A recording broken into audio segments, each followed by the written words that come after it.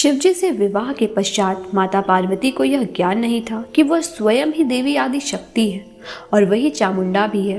तो चंडमुंड के वध की कथा जानने से पहले हमें ये जानना होगा कि माता पार्वती को कैसे ज्ञात हुआ कि वह कौन है और उन्होंने माँ चामुंडा का अवतार क्यों और कैसे लिया।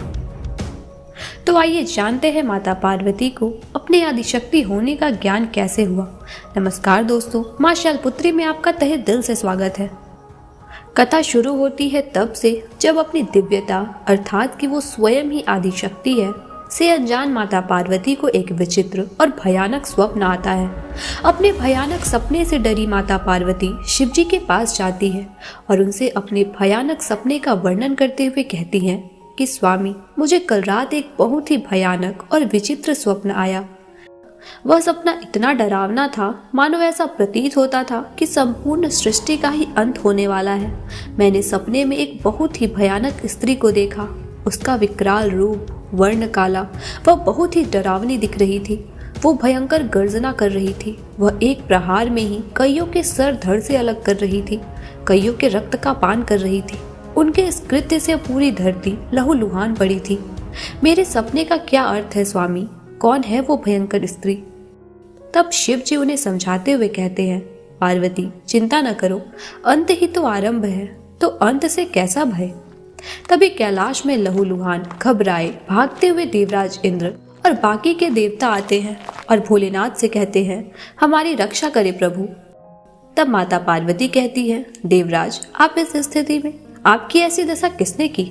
तब देवराज कहते हैं, माता वो असुरों के राजा शुंभ और निशुंभ हैं। दोनों बड़े ही शक्तिशाली हैं, पर विचित्र बात यह है कि हम सभी देवता और शक्तिशाली अस्त्र शस्त्र भी मिलकर शुंभ निशुंभ का सामना नहीं कर पा रहे हैं। उसने स्वर्ग सहित तीनों लोकों पर अपना आधिपत्य स्थापित कर लिया है। सभी मनुष्य देवता उनसे भयभीत है। चारों ओर त्राही त्राही मच गई है। अब वे कैलाश की ओर बढ़ रहे हैं। माता पार्वती के पूछने पर भगवान भोलेनाथ कहते हैं कि शुंभ निशुंभ के पास ब्रह्मा जी के वरदान का कवच है। उसे कोई देवता तो क्या, स्वयं मैं भी नहीं काट सकता। शुंभ निशुंभ ने तपस्या कर ब्रह्मदेव से वरदान मांगा है कि उन्हें कोई देवता या दानव, मनुष्य, पशु, जलचर या पक्षी किसी भी जाति का नर उन्हें नहीं मार सकता। उसे केवल एक स्त्री ही मार सकती है। देवराज बोले, प्रभु इस संसार में ऐसी कौन सी स्त्री है जो शुंभ निशुंभ का वध कर सके। उसी समय माता पार्वती कहती है कि एक स्त्री है जो शुंभ निशुंभ का वध कर सकती है। उसे मैंने अपने स्वप्न में देखा है, परंतु वह स्त्री कौन है मैं स्वयं नहीं जानती। माता पार्वती के पूछने पर शिवजी कहते हैं, पार्वती उस योद्धा को तुम्हें स्वयं ढूंढना होगा। तब माता पार्वती कहती है, स्वामी मैं तो एक साधारण सी मनुष्य हूँ, भला मैं उसे कैसे ढूंढूंगी। देवी पार्वती के प्रश्नों का जवाब देते हुए भगवान शिव कहते हैं, पार्वती मैं या नारायण तुम्हारी इसमें कोई सहायता नहीं कर सकते। इसके बाद भगवान शिव और भगवान विष्णु समाधि में लीन हो जाते हैं। उनके समाधि में जाते ही शुंभ निशुंभ के सेनापति चंड और मुंड कैलाश पर आक्रमण कर देते हैं। जब वे कैलाश पर माता पार्वती को देखते हैं तो उनकी मनमोहक सुंदरता पर मोहित हो जाते हैं और माता पार्वती के विषय में अपने राजा शुंभ और निशुंभ को बताते हैं। वे कहते हैं, असुर राज भले ही आपकी मुट्ठी में तीनों लोक हैं, परंतु यह समझ लीजिए अगर आपने उस सुंदरी को न पाया तो कुछ नहीं पाया। कैलाश स्वामिनी पार्वती इस संसार की सबसे सुंदर और मनमोहिनी स्त्री है। उसके जैसा रूप सौंदर्य इस संसार में किसी का नहीं और वो उस औघड़ शिव के साथ रहने लायक नहीं है। उसे तो यहाँ आपकी महारानी बनकर रहना चाहिए। माता पार्वती को पाने हेतु शुंभ निशुंभ ने अपने दूत सुग्रीव से कहा, जाओ और जाकर उस सुंदरी को ऐसा प्रस्ताव दो कि वह उसे ठुकरा न पाए और सीधा यहाँ चली आए। फिर सुग्रीव कैलाश गया और उसने माता पार्वती से कहा, मैं अपने त्रिलोक महाराज निशुंभ का संदेश लाया हूँ। उन्होंने कहा है कि हम देवताओं को स्वर्ग और तीनों लोकों पर संधि करने को तैयार हैं, परंतु बदले में देवी पार्वती को महाराज शुंभ से विवाह करना होगा। इतना सुनकर देवी पार्वती को क्रोध आ गया और उन्होंने कहा, बस कर दूत, तुझे अपनी सीमा में रहना चाहिए। मुझ पर कुदृष्टि डालने से पूर्व तुम्हारे महाराज ने यह नहीं सोचा कि मैं एक विवाहित स्त्री हूँ, कालों के काल महाकाल महादेव की अर्धांगिनी हूँ। इससे पूर्व महादेव के तीसरे नेत्र की दृष्टि तुम पर पड़े, लौट जाओ यहाँ से।